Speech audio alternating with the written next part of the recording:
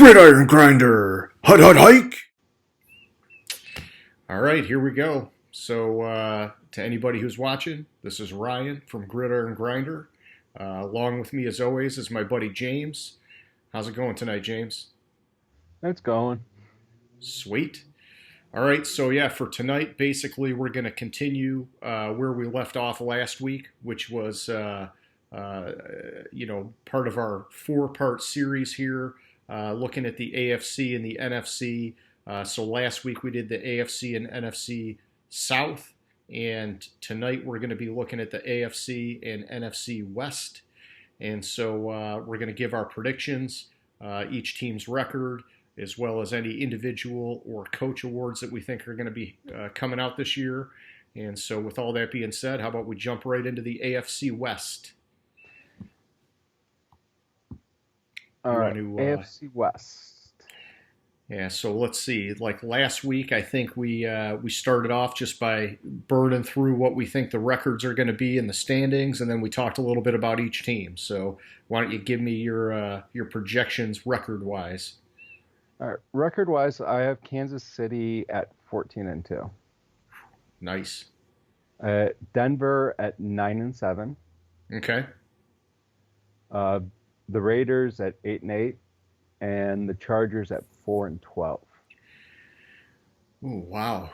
Okay. All right. So yeah, I'm a little different than you. I got the Chiefs at the top. Obviously, I've got them at 12-4. I've got the Raiders and the Chargers tied for second at 7-9, and then I got Denver at 6-10. And I know the Denver one's not a very popular pick with all the hype they've got, but we'll talk a little bit about it once we get to them. Why don't we just start from the top here? Tell me what you got going on with Kansas City. All right. Well, Kansas City, I think they have the best offense in the league. Yeah. I think they had last year they were 12-4, and Mahomes was injured for, I believe he missed 3 or 4 games. I can't remember exactly. He missed some time, and which took his stats back and took their offense back a little bit. And obviously, they won the Super Bowl. Mm-hmm. Now, with them, they drafted Clyde Edwards-Helaire, and the more I read about this guy, the more hyped I am about him. Like, he looks like the perfect running back to fit into an Andy Reid offense. With their offense last year, they saw the fewest in the box. I forget the exact stat on it, but they least amount of players in the box. And I see Edwards-Helaire as the offensive rookie of the year. Okay. This year, I went back and forth on it with a couple people. But the more I see it, Hill and Kelsey are basically going to stretch the field. The box is going to be open. Mahomes will either find them underneath, or which he has the hands for. He'll or handing the ball off. He has speed for it. And at LSU, he only caught 55 passes for 500 yards, but he averaged 6.6 yards per carry. Mm-hmm. and keep going. Last year with Kansas City, they didn't as much use the running back, but they had aging out, and Mahomes kind of opens up the field for that. And then I also have Mahomes as the MVP again this year. Okay.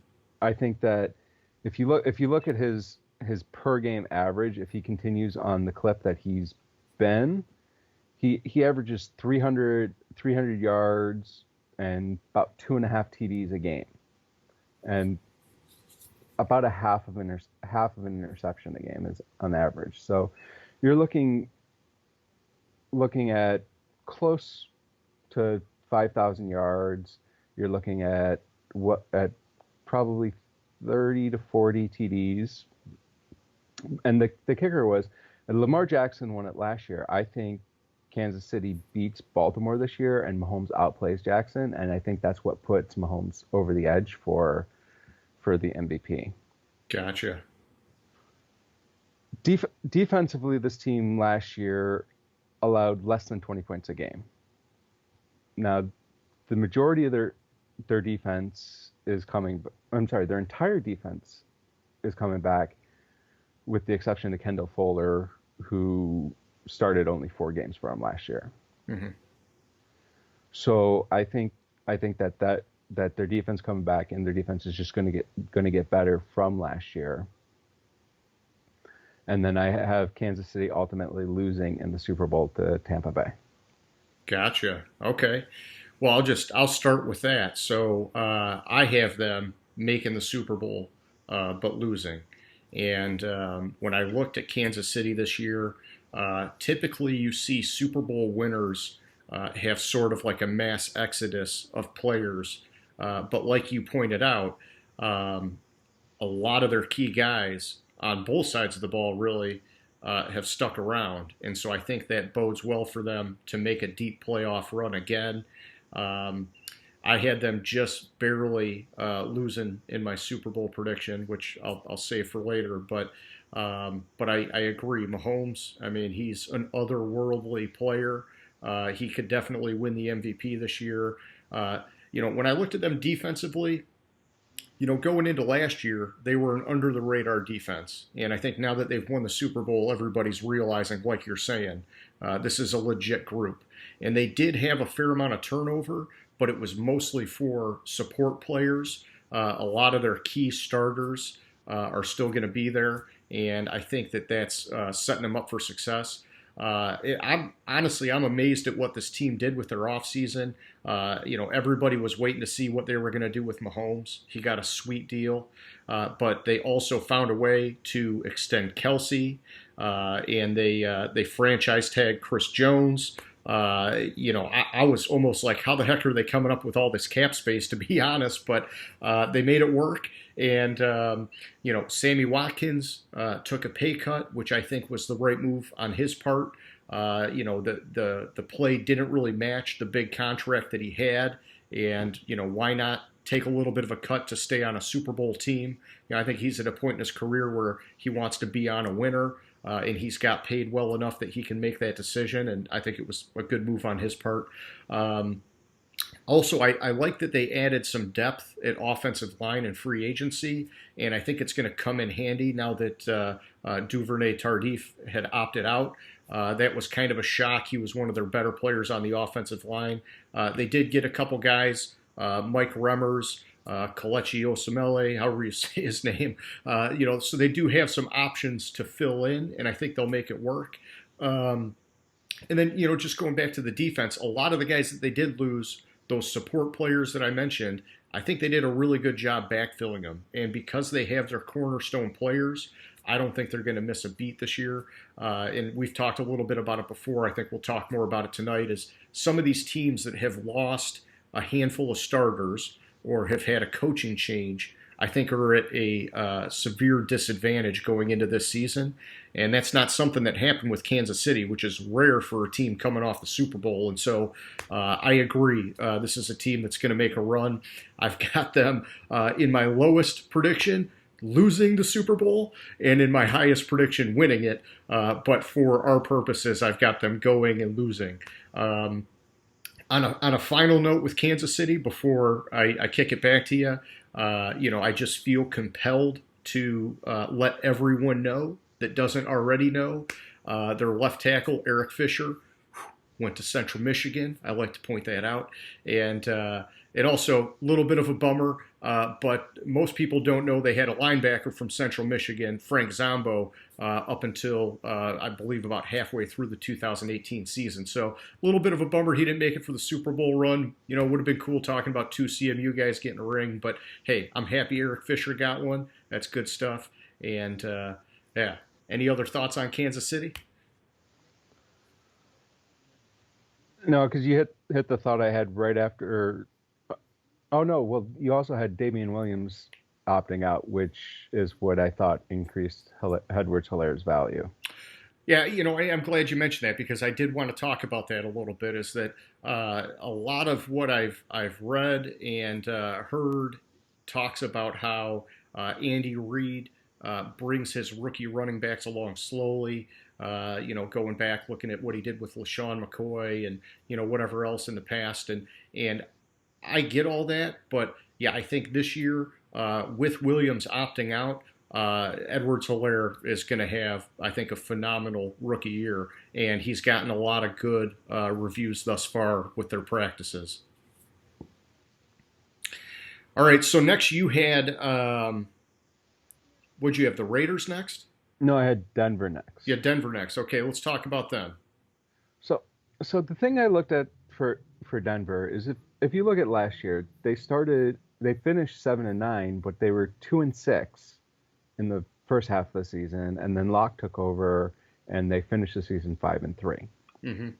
Now, their highest receiving yards was to their tight end, which is not necessarily a recipe for ultimate success in the NFL. They drafted KJ Hamler and Jerry Jeudy, and what I'm reading about Jeudy especially what Boye, however you say it, Yep. is saying about him is he's already basically Boye said something along the lines of he's already better than Amari Cooper. Oh, wow. It's a hell of a compliment. Yeah. And so with those two additions, I see this receiving core, the receivers for Denver being a step up, and Drew Lock is going to take a huge step forward this year. Mm-hmm. I think. Defensively, I like the addition of however you say it. Yeah, from Jacksonville. Yep. I like the addition of him. I think he fits more into the Denver defensive scheme where they do more zone coverage than man on man. So I see their defense improving over last year. I mean, they lost some other players that were kind of aging out. Yeah, Chris Harris went on to the Chargers, and yep. Yes, Chris Harris, and so I see actually Denver. They make the playoffs at 9-7. They're the number one. They're the first wild card this year at 9-7, mm-hmm. which should tell you how down I am a little bit on the rest of the AFC. And I think I see them beating Houston in the first round and then losing to Kansas City in the second round. Gotcha. Okay. So yeah, with Denver, I've got them going 6-10, which is a step back just a little bit from last year. And I know that that's a little bit of a shock when everybody's got them trending upwards. And it's one of these deals where I agree with everything you're saying and with what I read and hear from everybody else. Drew Lock should be on the rise. They've surrounded him with a ton of weapons. The offensive line's better. They got a better running back duo with Melvin Gordon coming in. Noah Fant obviously is an up-and-coming top-tier tight end potentially. And they already had Cortland Sutton, which was a really solid wide receiver. Defense, I get it. They still got Von Miller. They still got some pieces. And they've got a defensive-minded head coach. The defense should be at least as good as last year with the offense improving, which you would think would have them doing better. And yet I went over my model time and time again, and I still have them coming up 6-10.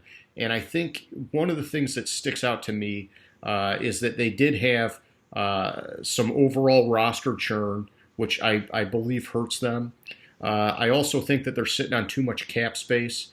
They're estimated at $28 million. I think they could have done a little bit more, going out grabbing another guy or two, maybe filling in some voids. But they do have the pieces to make the case. I get that. When I look at their schedule, I think that was the thing that kind of validated some of my thoughts with them. It does look like they're going to have a rough start, and I think that could hurt their momentum going through the season. I mean, I see them through their first 5 games potentially losing 4 of them, and I think that could be a problem for them carrying on from that point forward. It's a lot of pressure on Locke as a young quarterback. Hopefully, he's got some resolve and he can turn it around, even if they get off to a rocky start. But heck, who knows? Maybe they surprise a few of these guys and they light it up like you've got them making the playoffs. Yeah, and I agree with you on their schedule. Looking at my projections for their schedule, I had them starting 3-4, basically Okay. 500 through the first half of the season. But then I look at the second half of their schedule, and I think it becomes a little bit. They have spots where it's a little bit easier. I gotcha. Yeah, see, I got them in that first 5. I only have them beating the Jets, and I think they could beat Miami in Week 6. But I think you go into the back half of the schedule. They've got 5 of their last 8 games are on the road. Maybe not the end of the world, but Carolina is on the road. That's probably one of their easier games at the second half. And I think they sneak a few in at home, and so they definitely have the potential. I just think it's they're a younger up and coming team at this point. And I think that's going to be a little bit of a challenge for them this year. So, Yeah, just my thought. All right, so then you had the Raiders next. yeah, and the Raiders, I struggled with them when I look at them. So they were 7-9 last year, and they had a bottom third of the league strength of schedule. This year, their schedule, based on my estimations, is the 4th hardest schedule in the league. Yeah. So I mean, they lost Carl Joseph, but he missed almost the entire second half of the season. They lost Whitehead and Worley defensively. Their entire offense is coming in. They replaced Whitehead with Corey Littleton, who I think watching him is probably one of the best pass defending linebackers in the league. Okay. And defensively, they added Nassib, who I like. Prince Amukamara, I'm not sure what he does to them. See, a lot of people with Amukamara are saying that, based on them drafting the cornerback out of Ohio State, and depending on how this roster shakes out, he might end up being a backup for them. And honestly, I think if he's a backup, that's one hell of a backup. The guy is, I know he's a little bit further into his career. He's now bounced around on a few teams. But I think he's definitely serviceable as a starter if they need him. And if they got him coming off the bench, even better for them, man. They'll have some good depth there. Yeah, and then offensively, I think they improved their offense by drafting Ruggs. I think they were, but then again, there's a question mark on Carr. Carr had that one outstanding season, and then it seems like every year now he's getting hurt, which is a lot like Stafford's start of Stafford's career, where he'll have flashes, but then he gets hurt. Mm-hmm. So I think Ruggs improves the offense. Ultimately, I have them at 8-8, sneaking into the playoffs. Like they get like win on the 3rd or 4th tiebreaker to make the playoffs at 8-8. And So you've got 3 teams from this division getting in. yeah, Oh wow. Okay. yeah, and I had to go through the tiebreakers because it was an AFC North team that I had tied with them. Mm-hmm. It was AFC North team, and then Indianapolis that I had tied with them, and then I went through the tiebreakers. I think it was on like the 3rd or 4th tiebreaker. I had to pick one because I can't foresee. It's like most points in like games or something ridiculous like that. Yeah, yeah. So so I just had to pick one, and I think, and so I picked Vegas uh, above the AFC North team, Gotcha. and Well, then but they lose in the first round because they have to play Baltimore. yeah, play a heavy hitter. I gotcha. Well, yeah, I got him at 7-9. Not that far off from you, but I don't have him making the playoffs this year. I do think the Raiders are heading in the right direction. I like what Mayock is doing. I like what Gruden is doing. They're moving a lot more slowly and methodically than I was expecting when they brought Gruden in. But that's okay. I think that they want to have a long-term view. I think the one issue, and you talked about it, is Derek Carr. It seems like he's always at odds with John Gruden. It's like they they don't like each other, but yet they're somehow married to each other here for so long, and we'll see how long that continues. My issue with Carr is that it seems like he's focused on efficiency. He's not as aggressive going after touchdowns, and I think that that's what's holding this team back. Now, when you look at them last year, it's easy to say, hey, he just didn't have the weapons. Tyrell Williams was a big disappointment. Darren Waller, for the breakout year that he had, he wasn't really much of a threat in the red zone. And then you had Hunter Renfrow was like the big go-to guy as the season went on, but he's clearly not like some beast possession receiver, And then I think that even with Josh Jacobs, you got a great offensive line, but he wasn't really pounding in the touchdowns either. And so, it's not all on Carr, but I do think he plays too safe for what Gruden's trying to do, and he's got to take a few more chances if this team wants to get over the hump. Now, this year, looking at what they did by bringing in Ruggs and also Edwards later in the draft, I think he's got two great wide receivers to build with from here. And Ruggs, man, I know the guy's a burner. Let's see how quick he can come out and be a factor. Can it happen this year? I don't really know. Same with Edwards. Edwards is a big possession kind of guy. For rookie wide receivers, you don't know. You don't know if they're going to come out and be like an Odell Beckham or if it's going to take them a few years to get in the swing of things. But I definitely like the pieces that they have. Then when I flip it over and I look at defense for this team, man, I definitely like what they did this year. You mentioned the Corey Littleton signing. I think that was huge. They also brought in a number of other guys that are going to be contributors this year.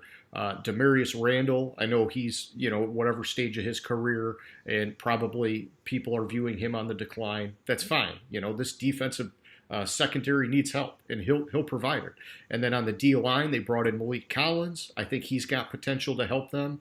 And then really just looking at their cap space, this team maxed it out hard this year. And it's not with a lot of crazy long-term deals. And so they can pivot next year depending on how a lot of these guys shake out, which I think helps them moving forward. But one of the moves that, it's kind of flying under the radar, I'm sure you'll get it, but they brought in Rod Marinelli to be their defensive line coach. And, that's one of these things that it could be a sneaky good move for them. Rod Marinelli has been a great defensive coach. Sadly, he was not a very good coach for the Lions when we had him. But defensive-wise, the guy has been rock solid. And, I think that was a good move on their part there. All that aside, I think it's funny to even say this, but it looks like they're gonna run with Daniel Carlson at kicker, who's been to this point disappointing and a bit of a liability. That makes me nervous for this team. Some people have said that he's lost games for them. I've not really gone back and read that deep about which games and how it all played out. But that could be a risk for this team. And then really, here's the downside I have for them is, I've been looking at the schedule tightly for a lot of teams, and this is one that I think is going to have a very rough first 6 games. I could potentially see them coming out of the gate at 1-5. And I know that that's extreme, but I think that kind of a start would be near impossible for them to recover from. And I think it gets better from there. I just think that that's brutal to come out of the gate that way. I mean, you're talking, at Carolina, I think they can win that game. New Orleans at home, I think that's a loss. At New England, I think that's a loss just because I'm never counting out the Patriots. At home against Buffalo, man, that's tough. But I have them winning that one in my model. And then at Kansas City, and then at home against Tampa Bay, man, that's a brutal start to the season. Yeah, I agree with you on their schedule. I had them at starting out 2-7. So Yeah, that's we're in line with each other, I think, on that. Yeah, yeah. I just think the second half of the season their schedule kind of gets a they little start bit burning through it. Yeah, I got you. little bit easier. All right, sweet. So who's next? The Chargers. Yeah, the Chargers. The Chargers. Okay. What do we say about the Chargers? Ah, this team's basically. I see this team in transition. Oh yeah. They're I mean they're starting Herbert or Tyrod Taylor at quarterback. Well, I liked Tyrod Taylor when he was in Buffalo. Mm-hmm. I don't think he's a full-time starting quarterback. I don't know if Herbert was a good draft pick. Honestly, I'm not sure how his game translates to the NFL. Yeah, they have a lot of their offense coming back, but I just think that with their quarterback, their offense is a huge, huge, huge question mark this year. Gotcha. How this offense is going to look. I'm down on Eckler for this year because I see defenses being able to key on the running game, and last year this team struggled to run the ball effectively. They had the 28th ranked rushing game in the league last year. Though not turn the ball over with the absence of with Rivers not being there, probably. I mean, I could probably throw less interceptions than Phillip Rivers, but I see them lucky to win 4 games this year. Okay. So I agree with you 100% on the quarterback situation. I think it's dicey. And I've got them at 7-9, tied for second with the Raiders. And a lot of that I'm putting on the back of the defense. I think their defense is pretty darn good. I think they're I wouldn't say top 5 defense, but I think they're definitely top third, top 10, I would say, is probably safe to argue for them as well. But looking at Tyrod Taylor, I think the assumption is he's going to start the year, and rightfully so, with Rivers leaving. The guy, for being their franchise guy forever, was a liability at the end. And he had a lot of years. You talked about it before where, he's had a lot of massive turnover seasons, but they kept sticking with him. And I think they were afraid of what the alternative was.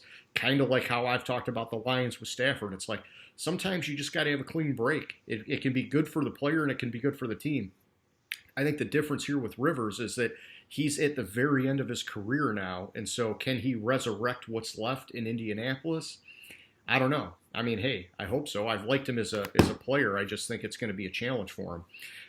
But with Tyrod Taylor kicking the season off, he's a question mark. He's way safer with the ball. He doesn't turn it over. But is he going to make enough plays that they can win some games? And I think that, like you talked about with Eckler, there's risk there because without having a wide open passing game, defenses are going to be able to hone in on Eckler. And then also, they don't really have a whole lot depth-wise behind him. I know Josh Kelly, they drafted him. Maybe he turns into something.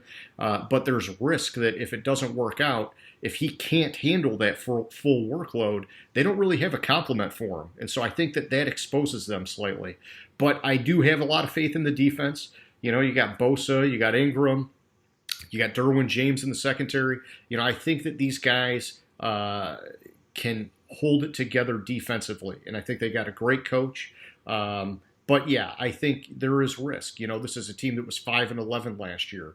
And could they be at that record or worse? It's possible. And we'll see. Like I said, I think Tyrod Taylor is definitely the big question mark for them. If he can do enough to make some plays and win some games, I think this team could flirt with the playoffs. But I think more likely than not, he's going to be a disappointment because his career just hasn't gone on that trajectory. And then, yeah, with Herbert, if he's got to start this year, which at some point I'm sure he will, I know he's gotten some good reviews so far. He's had some, they're saying great accuracy, things like that. That's nice, but yeah, it's a big transition to the NFL. I can't expect him to just come out and be Superman and get this team over the top. So, it's risky, but yeah, I'm sticking at 7-9 for now. We'll see how it shakes out. Yeah, and I agree with you on their defense. I like their defense a lot. My concern is really, can their offense put up points? Yeah, yeah, because Like, it takes both sides. Yeah, because if you look at it, what with the Patriots, some weird last year, some weird stat I heard. It was like they lost 5 games, and all 5 games their defense allowed more. Were the only games that their defense allowed more than 14 points a game, and they just couldn't score yeah, offensively. that's asking too much. Yeah, So, that my concern definitely is not with the defense. I think their 4 wins are on the back of their defense. I just don't know with their schedule playing Kansas City. Can they outscore Kansas City? Can they outscore who else do they play? Can they outscore Tampa Bay? Can they outscore New Orleans? It's just their schedule it's real tough this year. oh yeah, I hear you. And honestly, just looking at mine real quick, I got them beating Carolina. Home game that should be a good position for them. I got them beating the Jets at home. I got them beating Jacksonville at home. I have them getting one against the Raiders at home, and then these ones maybe not. I've got them at home pulling one off against New England, which normally I'd probably have it go the other way. But I got them beating Atlanta, and I've got them beating Denver at home. I think it's possible. It just, yeah, it wouldn't. I think in week 4 we're gonna know which way is this team going. Are they going down, or are they going to maintain, or are they going to go up? I think it'll be very apparent for them 4 weeks in. Yeah. So with their 4 wins, the reason I had them beating Cincinnati, beating beating the Raiders. Oh, I had them beating the Jets, and then I had them winning the last week of the season against Kansas City because, based on my projections, Kansas City won't have to play their starters in that game. That's They'll a good already have factor. Yeah. they'll already have locked up the number 1 seed in the AFC. So that's where. Sorry, I Yeah, hit that's a fine. button. I hit a button and my camera turned off. So that's where I have them winning their 4th game. Gotcha. Okay. Well, what do you say? You want to flip it to the NFC? Yeah, let's go to the NFC. Okay. Well, here, I'll start it off giving my projections, and then I'll let you do the same. So for this year, I've got Seattle winning the division at 12-4 and making the playoffs. I got San Francisco in second at 9-7, and I also have them making the playoff thanks to that extra wild card spot. Otherwise, I think the Super Bowl hangover might have gotten them. At third, I've got Los Angeles Rams at 8-8, and in fourth, I've got Arizona unpopular at 7-9. But we'll talk about it. How about you? I'm very similar to you. I have Seattle winning the division at 13-3. I have San Francisco sneaking into the playoffs with the last wild card at 10-6. I have Arizona at 8-8, and then I have the Rams at 7-9. Yeah, we're pretty close. Well, hey, let's start it off with Seattle, man. We both got them at the top. Tell me about what you think. I I love this team. Just last year Seattle had second toughest schedule in the league, and they went 11-5. Yeah. Based on my projections this year, they have the 27th toughest schedule in the league. Defensively, they lost 3 starters: Clowney, Jefferson, Kendricks. Yeah, nobody's balking about Clowney being gone, I don't think. Well, that was my next note. I don't think the loss of Clowney is that big deal because he wasn't performing. Yeah. My concern with Seattle is they lost 3 starters from their offensive line, Yep. but there was a lot of room for improvement with that offensive line as it was. Oh yeah. And it's been They that way as long as Russell Wilson's been there. You would think that they would put a higher priority on protecting him, but luckily they've been able to make it work with the guys that they've had. Some of that is his scrambling ability and moving around the pocket, but oh man, if I had him as my franchise quarterback, I don't know, I'd be throwing first round picks at guys every year, I think. Yeah, and then defensively, well, they added Bruce Irvin, Yep. and He's a retread, but I think he's going to be a contributor. the big acquisition was trading for Jamal Adams. Oh yeah, that's a game changer for them, to be honest. So I think that with Diggs and Adams and that secondary, it's probably one of the best, if not the best second, one of the best secondaries in the league. I think that with Clowney not being there, I actually think the defensive line is improved. Yeah, like I, they're I, not obligated to put him in the game. They can have somebody exactly, else take a crack at it. Yeah. Well, yeah, exactly, and they had Ziggy Ansah last year, who basically never even did anything because he was just like Detroit, always some kind of injury or always something going on. And yeah, so some fresh meat will be good for their defense. And Pete Carroll's great at coaching them up. Yeah, I agree with that. Yeah.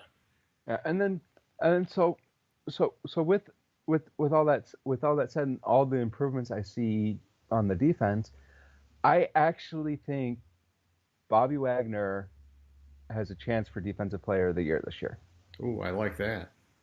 I think you have the improved secondary, you have the improved line. I think that's going to give him more freedom to make the big plays he's capable of making to win Defensive Player of the Year. Now, there's the 3 losses that I looked at for them were, I think they drop one game to San Francisco, and it's weird. Based on how their schedule is, like they're coming off a game with Arizona, and then they go at home, and then they go play at Philly. I have them losing to Philly, Okay. and I also have them losing to Minnesota, Gotcha. which I which is a Sunday night game. I just those are the three losses I see, 3 games I see them losing. Granted, I could be way off on that, and they could lose different games, but those, just looking at the schedule and how the schedule pairs up, I think that the difference between playing, but 2 of their losses I have right after or right around the Arizona games, which Kyler Murray's a way different style quarterback Hmm. that they're defending. But I have them as the second seed in the NFC Gotcha. Okay. on a tiebreaker again. Because basically with Tampa Bay, I have one of their losses being outside the conference. Okay. So, and I have all 3 losses for Seattle in the conference. Gotcha. Okay. Well, yeah. So we're close on Seattle, and I like a lot of the things that you said. I agree with a lot of it. You know, I've got an award winner on the offensive side of the ball, which I know you're big on Mahomes, and rightfully so. He could have 50 plus touchdowns again this year. Nobody knows. But I have heard a lot of rumblings that Seattle is going to let Russell Wilson air it out more this year. And I think that he's such a clutch player, and they've been way too conservative with him. And he's put up monster stats even with them really being a run-first team. I think that this year they let him air it out. He's my MVP pick. I think he's going to tear it up. DK Metcalf is on the rise. Tyler Lockett is proven is a solid guy for him to go to. Tight end, I'm not like going crazy about Greg Olsen coming in, but I think he's going to be clutch on third downs and key plays where they need him to make a grab. I think that, at his point of his career, I'm not expecting him to be like a top 10 tight end in the league, but I think he's going to smartly make the right clutch plays when he needs to. And yeah, I don't know. I think Russell Wilson tears it up this year, and he has the potential. So we're just waiting to see if they unleash him. So Yeah, I agree. He has the potential, and he was on my short list for MVP. I just see, well, yeah, they won the Super Bowl last year. I just see Kansas City's offense return and Mahomes' year returning to what it was. yeah, they could very well be right back where they were 2018. Yeah, So and that's what gave him the edge. Like I the got you. three people for MVP that I ultimately boiled down to was Wilson, Jackson, and Mahomes. Gotcha. Okay.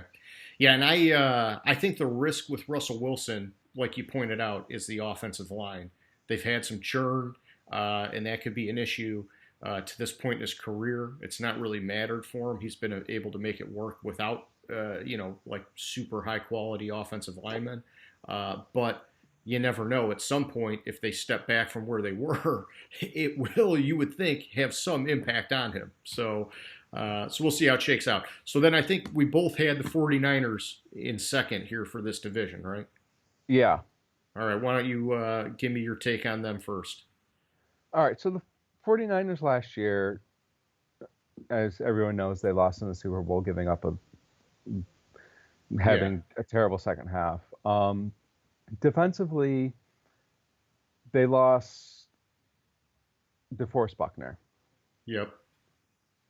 and I really had to look at it, and I think that Kinlaw should be an adequate replacement for Buckner. I just I think it's a matter of you can't pay everyone, and I Yeah, think I think they made a smart move trading him and going out and drafting Kinlaw. It's kind of like, well, geez, why didn't you just hang on to him? He's proven. Well, to hang on to him, they were going to have to break the bank, and they're starting to have to break the bank with a lot of players. They just extended Eric Armstead. I mean, Kittle got a monster deal. At some point, there's just not enough money to go around, and they've got a lot of depth at defensive line. I was okay with it, and I'm a huge fan of Buckner, but I mhm, think strategy wise, I can't argue with it. yeah, and then my question for them is real. It's Jimmy G. Oh yeah, I think because yeah, they lost Emmanuel Sanders, but they went out and drafted Brandon Ayuk, and Ayuk I think Ayuk's an improvement over Sanders actually where they are in their career. you know, my concern is just that Debo Samuel's going to start the year likely hurt. Um, Jalen Hurt just went on IR, and I mean they're like scrambling to sign guys right now, and to me that's scary. And I think Jimmy G, it's one of these deals where that this guy's a wild card, and now he's really got a tight end in a rookie wide receiver, and like that's it. I think it's gonna put this offense in a tough spot. And honestly, the more I look at them in my projections at 9-7 and squeaking into the playoffs, man, I'm just like, wow, they're really going to have to light it up in the run game. Which maybe that they're always going to be a great run team with Shanahan. But there is the talk of Jerick McKinnon finally coming back healthy, and people saying, "Oh, he looks electric in practice."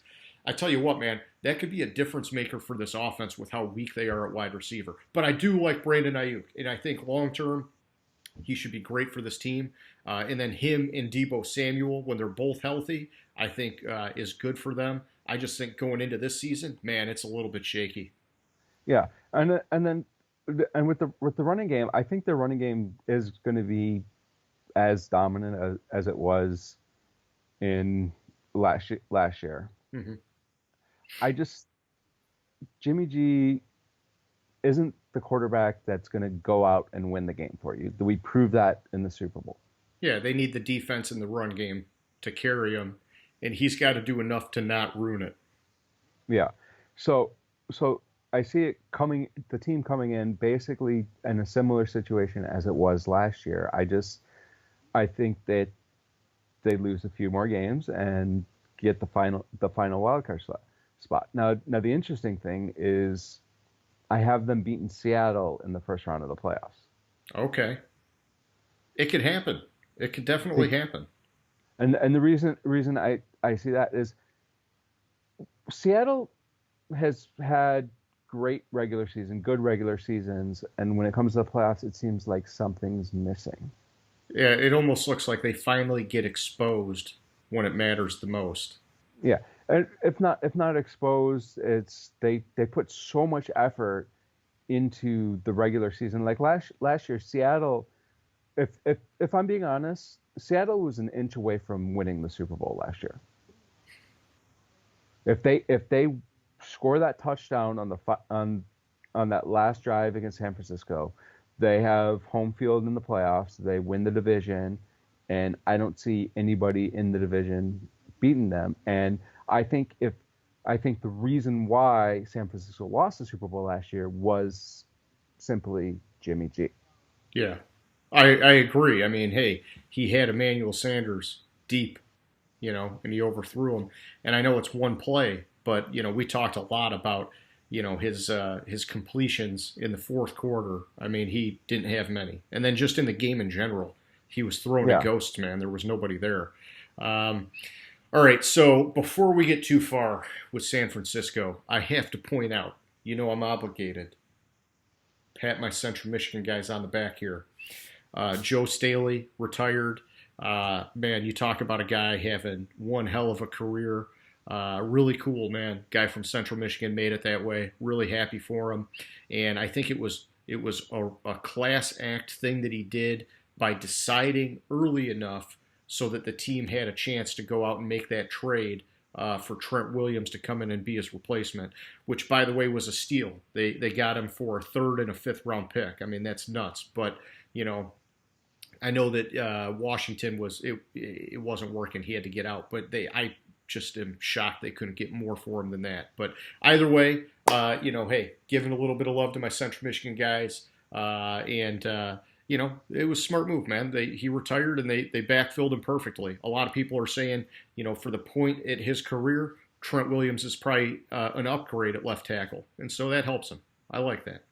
Yeah, I agree there. And I that was one of the points I forgot to mention with the players they lost is they lost Staley, but they filled that position perfectly. Oh yeah, Even possibly even got an upgrade with Williams from Washington. yeah. I'll tell you this. I've been really impressed with Lynch as their GM. I think he's done some good things. One thing. I know I'm complimenting him here, and I'm about to. It's like a backhanded compliment almost. I'm looking at Richard Sherman counting 14 million against the cap this year, and that I don't know, man. Especially with the way he played in that Super Bowl game, it just seems like his time is running out, and they got to do something. And it looks like they're committed to him for this year. It's too late for him to be a cap casualty, I'm sure, but man, I don't know. They got to bring in some new blood at cornerback, and I got to believe this is his last year because that's just way too much money for the level of play they're getting out of him. Hmm. But otherwise, hey, I love all the stuff Lynch is doing. All right, so let's see. Next, I think we were flipped. I got the Rams and you got the Cardinals, right? Yeah, exactly. All right, so why don't you give me your take on the Cardinals? All right. So last year the Cardinals had one of the toughest schedules in the league, and they were 5-10-1. That tie to the Lions, where the Lions blew the freaking game and ended up tying it. It's a Lions This thing to year, do, man. obviously, Hey, you're we not a lost Lions to fan, but Darnold in week one the year before. We should have lost ex- that game. We're lucky we got a tie. exactly. This year, based on my projection, they have probably the third easiest schedule in the league. Okay. So they went from the third toughest to the third easiest. Yeah, it's a big swing. Um, Last year they were last in the league overall defensively. And they have And pieces at every level. It's kind of a surprise how bad their defense played. exactly. And so so I don't see any real improvement defensively for them.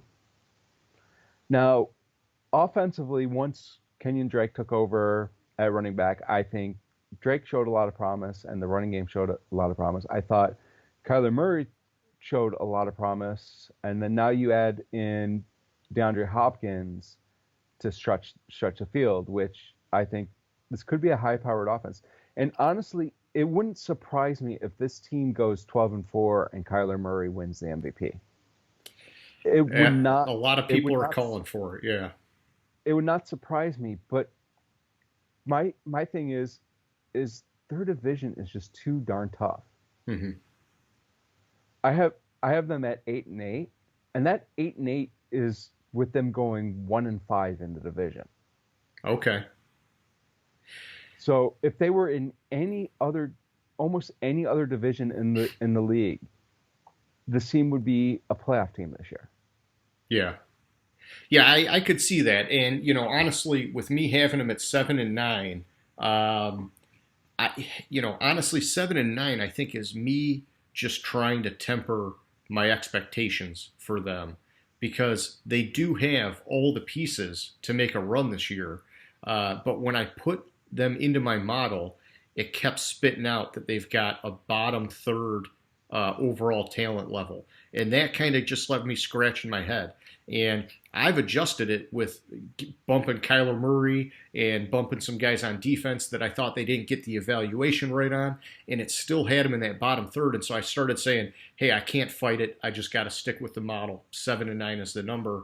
But I could absolutely see them winning more than 10 games, like you're saying, going on a 12-game run or something. And here's the thing, like when you look at their schedule, it's like two polar opposites.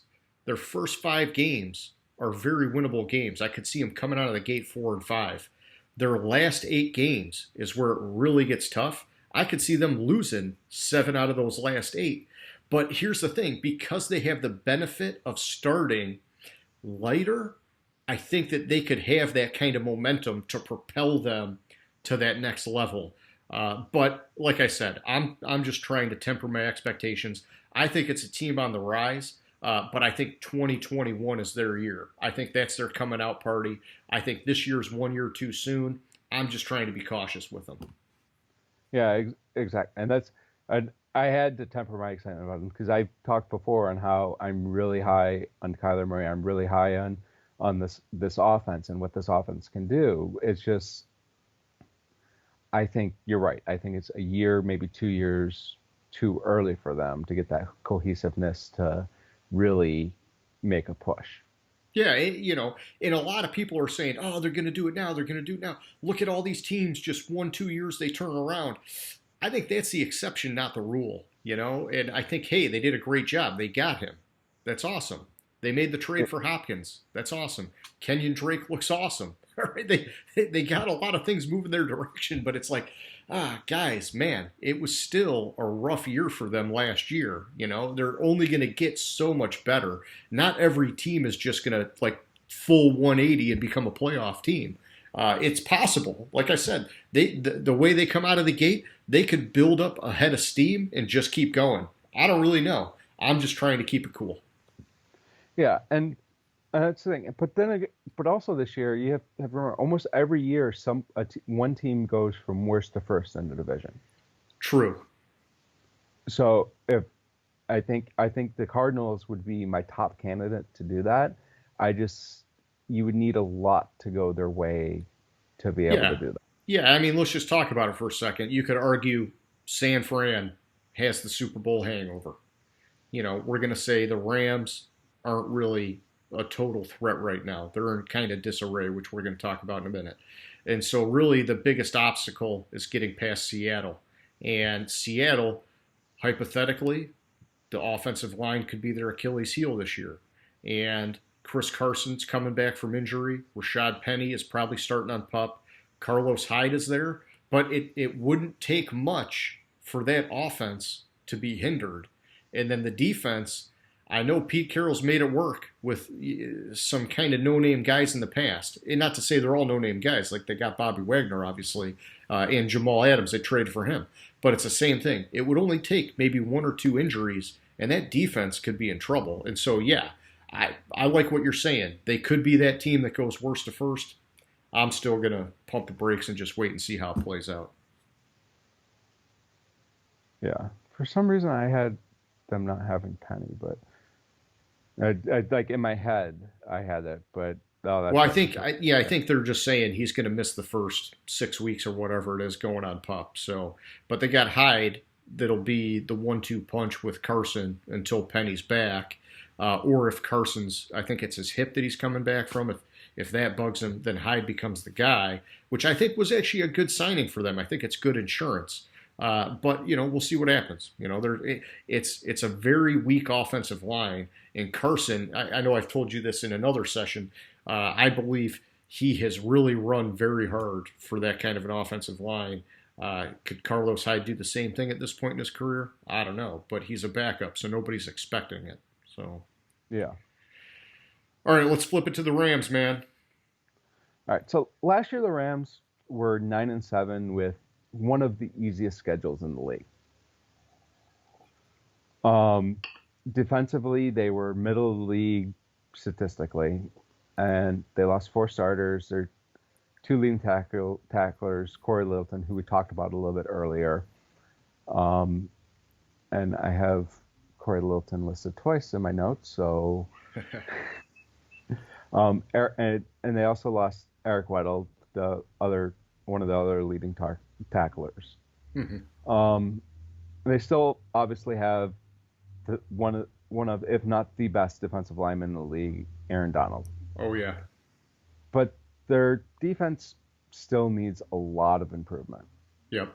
I think to have the easiest schedule and be middle of the league defensively, there's something wrong there. Offensively, they lost 2 starters who I note as insignificant. They weren't really big parts of the offense last year. Yeah, they're leading rusher and they're like 5th leading receiver. But I mean, we've talked about Gurley, and I don't think Gurley is the back he was 3 years ago when he had his breakout year. It was apparent, yeah. They drafted Cam Akers. Yep. And Akers, when I look at his college stats, I've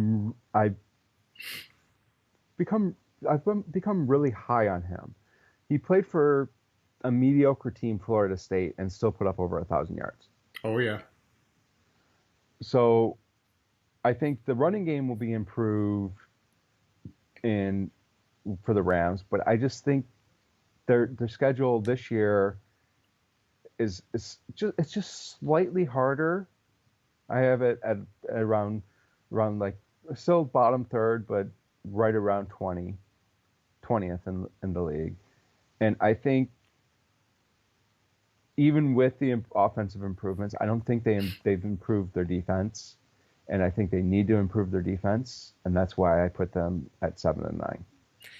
Yeah, I agree with you. I think we know what we're getting out of their offense on the good and the bad. I think defensively they're going to be taking a big step back, and other than the players that they lost, they let go of Wade Phillips at defensive coordinator. Hey, maybe it was his time. I don't know. I mean, the guy's been pretty good as a defensive coordinator in the league. And I think that hurts him. And I think that, this is, we talk about the COVID-19 stuff a lot. This is one of the kinds of years where it's going to hurt them more because they just don't have the time in the regular off season to have these new players and coaches get on the same page.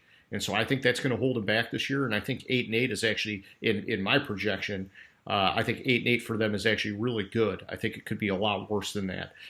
But I got them at 8-8 with the offense really starting to carry them this year. I think they go back to a couple of years ago with Jared Goff being a better passer, protecting the ball more.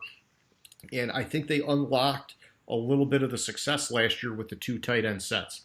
Gerald Everett, he played great when he was healthy. Higbee obviously had a breakout year. I think that they're going to be running those two tight end sets with Robert Woods, Cooper Kupp at wide receiver. And, I think this offense could get back on track. That's the only reason I got him going 500, because I think the defense, even with Aaron Donald, becomes a bit of a liability for them. The one thing when I looked at this team that really bothered me, and I guess let me go back to Aaron Donald for a second. So this one, man, I tell you, I beat myself up every day since we've been talking about this and thinking about this. I've got him winning Defensive Player of the Year, and I don't know that it fits. It's like a square peg in a round hole for a team that I see going 8-8. But to me, I looked at all the other guys in the mix, and the problem is some of these awards are a little bit of a popularity contest. You know what I'm saying? And I would prefer to give it to Chandler Jones in Arizona, which it's funny we're talking about this division, but I don't know. I think with Aaron Donald having won it before, and I think he's kind of like the centerpiece of that defense, he gets a lot of attention. It wouldn't take much for him to get the stats to win it again, in my opinion. And I don't know. I mean, hey, we'll see what happens. I just think it would be a bad look, them going 8-8 and him winning that. That's just my opinion. But yeah. All right, so going back to where I was at before, the thing that really bothers me about this team is that when you look at their salary cap situation, you talk about Gurley and Brandon Cooks being gone. Those two guys are counting $30 million against the cap in dead space this year. And I know that it didn't go the way they wanted with Gurley or with Brandon Cooks for that matter, but holy crap, they signed some seriously bad deals to have that kind of cap hit, man. That's just like unexcusable in my opinion. And, with Gurley, I like him as a player. I hope it's not the end for him. I hope he can do something in Atlanta, but it's not looking that way. And Brandon Cooks, I mean, geez, this guy, he's on a new team every year now. And, when he's healthy, he performs. But last year, he wasn't healthy. And he must be rubbing people the wrong way, man, if they keep shipping him out of town. So, maybe it works out in Houston. I don't know. But, yeah, I think 8-8 is a good shot for these guys, which is kind of crazy considering they were in the Super Bowl just a couple of years ago.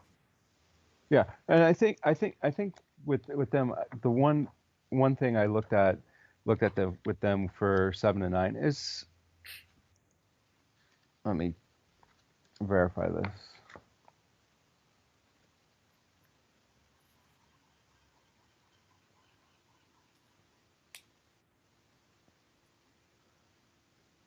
Yeah, and while you're looking, I'll just say this too. I show them opening up against Dallas, and then they got Philly and Buffalo on the road. I think they're coming out of the gate looking at 0-3, man. I had them at 1-2 coming out. I had them beating Philly. Okay. See, I think Philly's going to surprise some people this year. I think they get back on track. I'm not saying they light the world on fire and win 12 games or anything, but I think Philly's, they do such a good job filling in their depth, and especially early on, you got to expect Wentz is going to be healthy. I think that goes against the Rams, but you never know. Yeah, I think the difference is I have them probably losing a game to Arizona, and you don't. Okay, that might be the difference with these two as I looked at it, because it seems pretty obvious on some of them that it just sticks out. That's a loss. Yeah. It's like they have to play at Tampa Bay, and then they have in November they have Seattle, Tampa Bay, San Francisco. Yeah, they have some rough stretches, man. Or they play when's the other seven? So they play. And then they play two division games to finish the year. So I think their schedule was too tough to put them at 500. Yeah, and I'm good with that. Hey, I'm sticking with where I got them, but yeah, I can see it. I can see it being under 500 for sure. All right, well, hey man. So do you have any last minute notes before we close it off here? Anything you want to say about any of these teams?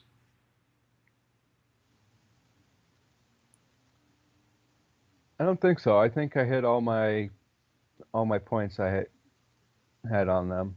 Okay. Yeah, and I mean, we could talk all night, but yeah, we hit the highlights for sure.